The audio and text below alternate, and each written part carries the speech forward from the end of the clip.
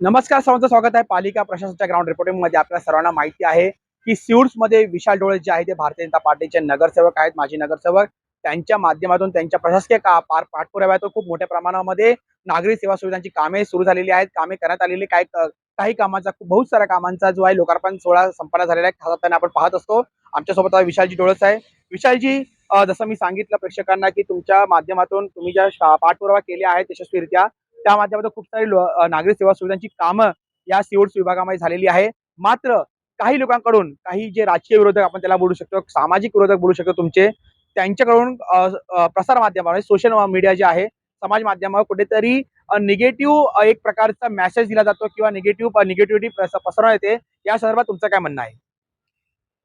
मला वाटतं की नवी मुंबईमध्ये सगळ्यांनाच माहिती आहे की कोणाच्या बाबतीमध्ये हे होतंय आणि कोण करतंय, याच्या मागे कोण आहे.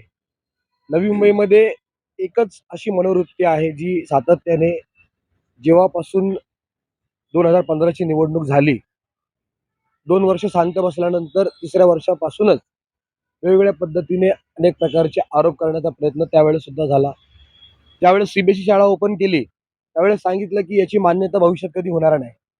तर हे जे पाऊल हे चुकीचं पाऊल आहे, अशा प्रकारची त्यावेळेस त्यांनी वल्गना केली आणि लोकांमध्ये फेक नेरेटिव्ह पसरवला. जेव्हा रस्त्याचं काम पूर्ण झालं त्यावेळेस सुद्धा त्या लोकांनी असं सांगितलं की हे फुटपाथ जे आहे किंवा याच्यामध्ये भ्रष्टाचार झाला आहे किंवा काय. नंतर त्याच फुटपाथ संदर्भात त्याचे गोडवे गायले आणि सांगितलं की दुसऱ्याला विरोध केला. म्हणजे हे जे चाललेलं आहे हा स्वभाव आहे, मूळ स्वभाव. त्याच्यामध्ये कसला कोणत्या प्रकारचा फायदा नसला तरी सुद्धा लोकांमध्ये गैरसमज पसरवणं, सोशल मीडियावरती बदनामी करणं एक मनोवृत्ती आहे. आणि ती मनोवृत्ती याच्यामध्ये अनेक लोक, साधे लोक याचे बळी पडतात, घाबरतात.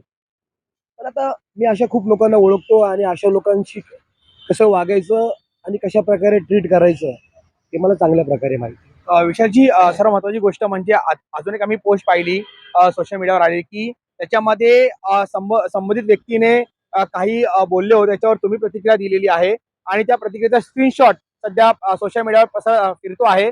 नक्की एक्झॅक्टली ते काय प्रकरण आहे आणि तुम्ही एक्झॅक्टली कोणता धमकीवाजा इशारा दिला आहे का, तो चांगला इशारा दिला आहे, त्याविषयी सांगा.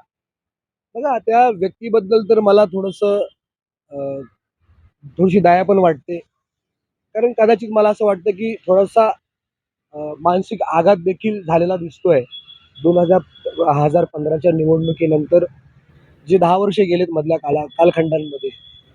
आणि लोकांना असं वाटतं की लोक ही कोणाची प्रॉपर्टी नाहीये. जी लोक चांगले काम करतात, लोक त्यांच्यासोबत असतात. परंतु अशाच काही लोकांना असं वाटत असतं की लोकांनी कायमस्वरूपी माझ्या बाजूला राहायला पाहिजे होतं, माझ्यासोबत राहायला पाहिजे होतं. परंतु असं होत नसतं राजकारणामध्ये. आपण जर चांगलं वागलो, चांगलं राहिलो, लोकांची कामं करत राहिलो, तर लोक तुमच्यासोबत राहतील, नसतील तर निघून. त्याचीच आपण म्हणतो ना की एक निराशा म्हणून अशा व्यक्तीला हे सारखं वाटत असतं की आपण कोणाची तरी बदनामी केली तर त्याबाबत बदनामी होऊन लोक त्यांच्याबद्दल रोष व्यक्त करतील, व्यक्त होतील किंवा सोडून देतील. परंतु त्या विभागात कामं झालेली आहेत. या विभागामध्ये मी निवडणूक जेव्हा लढलो त्यावेळेस ज्या ज्या गोष्टी जनतेला प्रॉमिस केल्या होत्या त्या सगळ्या गोष्टी पूर्ण करण्यामध्ये यश मिळालेलं आहे. तर त्यामुळे मी एक जो सोशल मीडियाचा मेसेज तुम्ही सांगता, जो सोशल मीडियाचा मेसेज एका ग्रुपमध्ये सहजपणे मी एक पोस्ट टाकली होती आत्ताच. जे स्पोर्ट्स सेंटर आहे त्याला तत्वतः मंजुरी मिळालेली आहे आयुक्तांची. आणि त्या संदर्भातील पोस्ट मी एका ग्रुपवरती शेअर केली होती. तर त्याच्यामध्ये त्यांनी लिहिलं की घोटाळ्याला सुरुवात झाली. ह्याच व्यक्तीने 15 दिवसापूर्वी सांगितलं की मी जे सांगतोय सगळं खोटं आहे आणि इकडे डीपीला मंजुरीच मिळाली नाही आणि अशा प्रकारचा कोणताही प्रस्ताव मंजूर झाला नाही किंवा मंजूर होणार नाही, होऊ शकत नाही. पण आज जो मंजूर झाला तो कसा झाला? त्या सद्गृहस्थाला हे माहितच नाही की डीपी मंजूर झालाय आणि हा प्रस्ताव पण मंजूर झालेला आहे. तर त्याच्यामध्ये एक जनरल ग्रुप होता. तर मला थोडीशी दया वाटली त्या व्यक्तीबद्दल की सारखं सारखं आपण काही टाकलं तर त्या खाली ते 4 घोटाळे सिद्ध झाले, 3 घोटाळे सिद्ध झाले. एका ग्रुपमध्ये मी गमतीने टाकलं की आता तरी म्हणजे अजूनही वेळ गेली नाही. अशा अफवा पसरवणं बंद करा, नाहीतर तुम्ही लवकरच गजाआड जाण्याची वेळ येईल.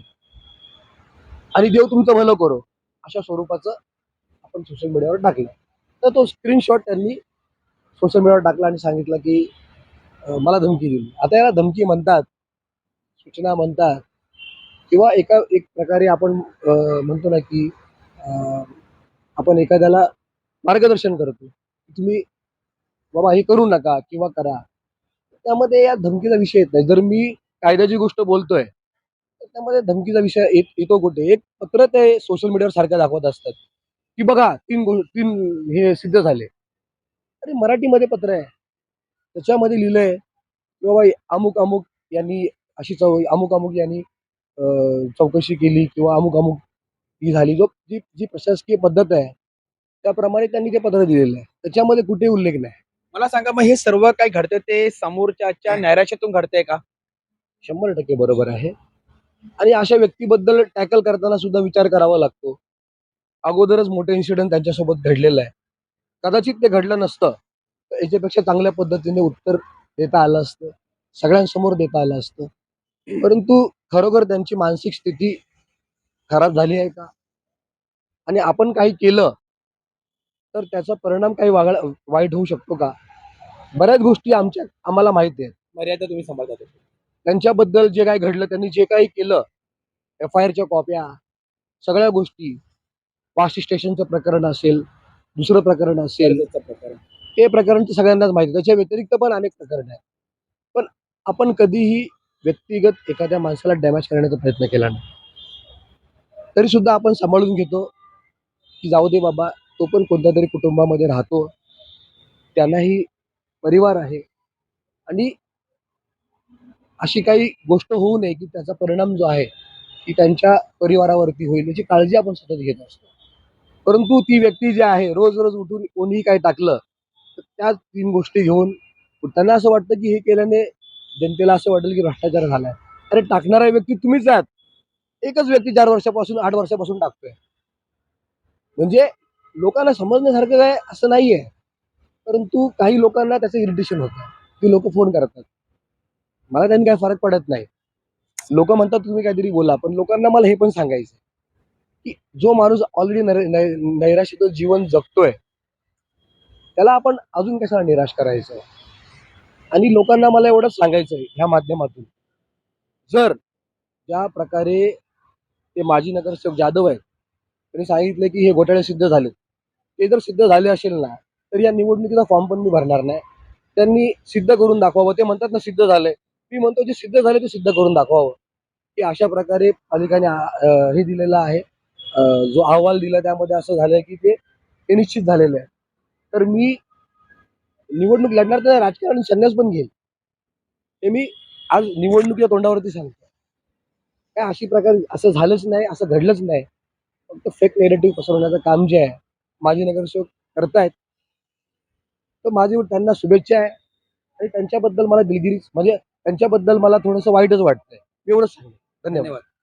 तर अशा प्रकारे विशालजी डोळस यांनी आपल्याशी संवाद साधला आणि त्यांनी सांगितले, की जी काही विकृती मानसिकतेच्या माध्यमातून किंवा नैराश्याच्या माध्यमातून जे लोक समाज विघातक विचार करून विशालजी डोळस यांच्याबद्दल जे काही प्रसार माध्यमावर किंवा सोशल मीडियावर आपण बोलू समाज माध्यमांवर जे आहे ते चुकीचे जे काही चुकीचे निगेटिव्ह जे काही गोष्टी पसरवण्याचा प्रयत्न करत आहेत किंवा तो पसरवण्याचा प्रयत्न एक फेक आपण नरेटिव्ह बोलू शकतो सेट करण्याचा प्रयत्न करत आहे ते कुठेतरी ते नैराश्याच्या मधून करत आहे असं विशाल डोळस यांनी मांडलंय. त्यांनी दिलगिरी सुद्धा व्यक्त केली त्यांच्या नैराश्याबाबतची आणि त्यांनी अशा प्रकारच्या गोष्टी करून आणि त्यांनी एक चॅलेंजही केलंय की जर अशा प्रकारचे कोणतेही नागरी सेवा सुविधा निर्माण किंवा बांधण्यासाठी जे काही व्यवहार झाला त्याच्यामधून भ्रष्टाचाराचा आरोप सिद्ध झाला विशालजी डोळस यांच्यावर तर ते राजकारणातून संन्यास घेतील आणि त्यांनी हे चॅलेंज संबंधित व्यक्तीला हे नवी मुंबई महानगरपालिकेच्या निवडणुकीच्या तोंडावर दिलेलं आहे. त्याच्यामुळे येणाऱ्या दिवसांमध्ये आता संबंधित व्यक्ती जो आहे तो कशा प्रकारे रिॲक्ट करतो किंवा तो शांत बसतो का किंवा तो काहीतरी वेगळं करण्याचा प्रयत्न करतो वेगळा नवीन नॅरेटिव्ह सेट करण्याचा प्रयत्न करतो हे आता पाहण्यासाठी उत्सुकता आहे किंवा ठरणार आहे. कॅमेरा पर्सन सोबत मी सुदीप खोलप पालिका प्रशासनासाठी